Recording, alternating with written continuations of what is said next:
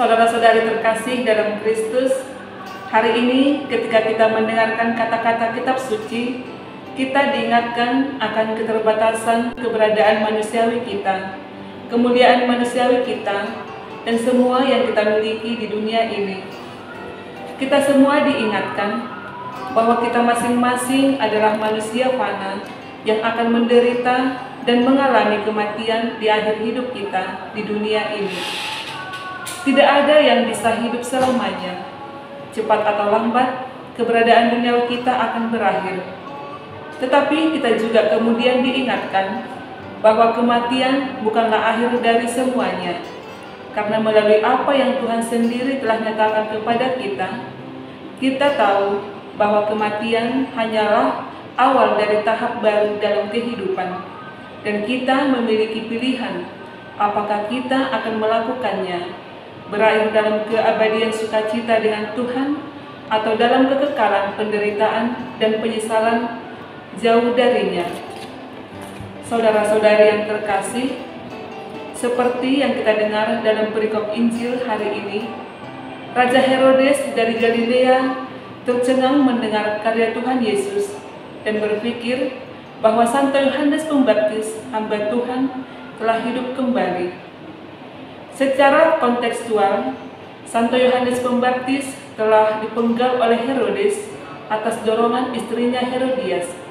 Dan karena itu, Herodes pasti dihantui oleh keputusan itu dan berpikir bahwa entah bagaimana Santo Yohanes Pembaptis telah hidup kembali.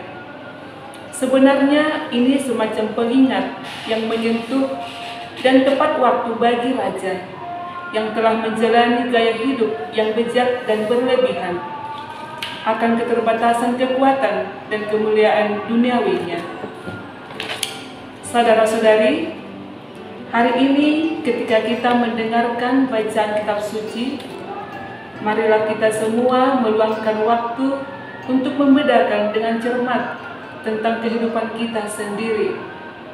Pernahkah kita berpikir tentang bagaimana kita harus memprioritaskan Tuhan di atas semuanya? Sudahkah kita mempertimbangkan seberapa banyak waktu yang sering kita habiskan untuk mencoba mendapatkan lebih banyak barang materi, kekayaan, kemuliaan, ketenaran, dan lebih banyak lagi hal-hal duniawi yang kita dambakan bagi diri kita sendiri? Pernahkah kita memikirkan semua waktu dan kesempatan yang kita habiskan dengan egois, mencoba memperkaya diri kita sendiri, dan untuk mendapatkan kesenangan, kepuasan, dan penghargaan bagi diri kita sendiri, bahkan dengan pengorbanan orang lain dan penderitaan mereka? Saudara-saudari, mari kita semua merenungkan prioritas kita dalam hidup dan berpikir dengan hati-hati tentang bagaimana kita harus melangkah maju dalam hidup. Sebagai keluarga Katolik, kita masing-masing harus selalu tetap terpusat dan fokus pada Tuhan dalam hidup kita. Dan kita tidak boleh membiarkan godaan ego, kesombongan, dan keinginan kita mengalihkan kita ke jalan yang salah. Kita semua dipanggil untuk lebih tidak mementingkan diri sendiri, namun rendah hati, lebih bersedia untuk menjangkau mereka yang membutuhkan dan kurang beruntung. Dan kita harus menghabiskan lebih banyak waktu dalam mencari hal-hal yang membawa kita kepada kebahagiaan sejati daripada menghabiskan berjam-jam mencari hal-hal duniawi. Apakah kita ingin dikenang karena kebaikan dan perbuatan kita yang berharga, atau kita lebih suka dikenang karena kejahatan kita? Pilihan ada di tangan kita.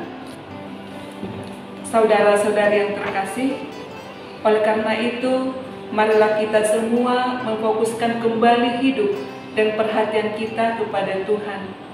Marilah kita tidak lagi membiarkan banyak gangguan, daya pikat, dan godaan dunia ini menghalangi kita dalam menemukan jalan kita menuju Tuhan dan berdamai dengannya.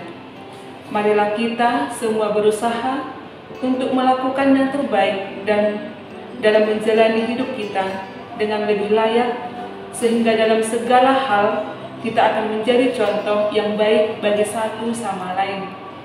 Semoga hidup kita dipenuhi dengan iman dan taat kepada Tuhan, dan semoga setiap tindakan dan interaksi kita semakin berharga bagi Tuhan, sehingga kita dapat menjadi teladan dan inspirasi bagi banyak orang.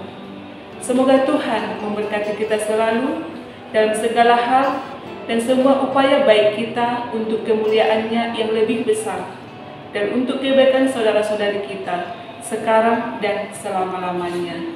Amin.